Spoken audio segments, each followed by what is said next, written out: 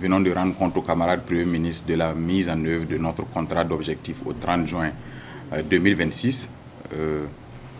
C'est un exercice de routine dans le sens du devoir de redevabilité.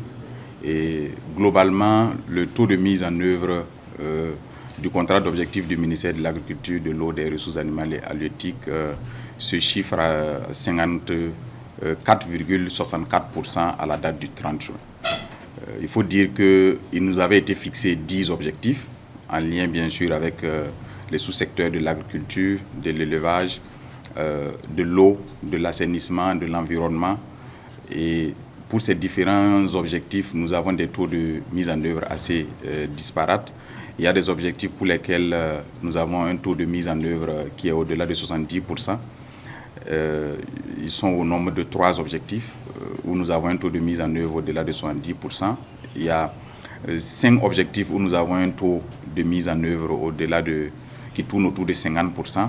Et 2 objectifs pour lesquels nous avons un taux de mise en œuvre qui se chiffre à autour de 30%. Cela se justifie notamment par la situation de réalisation des différentes activités liées au fait que les activités ne se tiennent pas au même moment.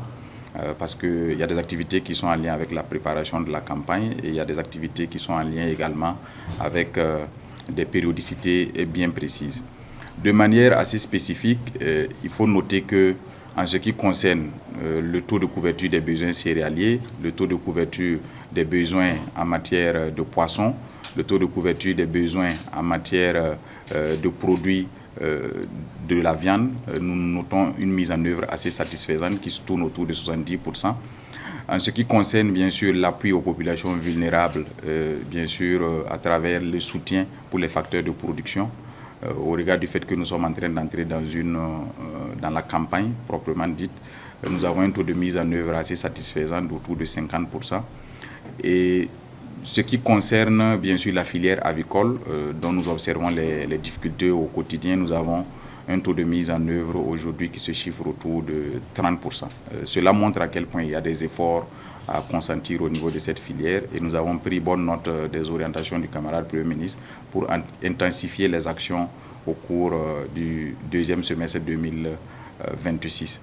Il y a également des orientations qui nous avaient été données lors de l'évaluation du contrat d'objectif 2025, essentiellement 2 orientations qui portent sur la mutualisation des moyens entre l'ONBA, l'Office national des barrages et des aménagements hydro-agricoles, et l'agence FASO-MEBO, à travers la mutualisation des moyens, mais également la mutualisation des ressources humaines. Cette orientation a été remplie. Nous avons un niveau de collaboration aujourd'hui entre l'agence FASO-MEBO et l'ONBA qui est très satisfaisant. La deuxième orientation vise l'accès au marché pour les produits transformés. Parce que vous avez vu que nous avons suspendu depuis un certain temps la sortie des céréales brutes. Cela vise à créer à l'intérieur un tissu économique qui soit assez fort et bien sûr créer des emplois à travers et de la valeur ajoutée à travers la transformation de nos produits, des fruits de notre production au plan national.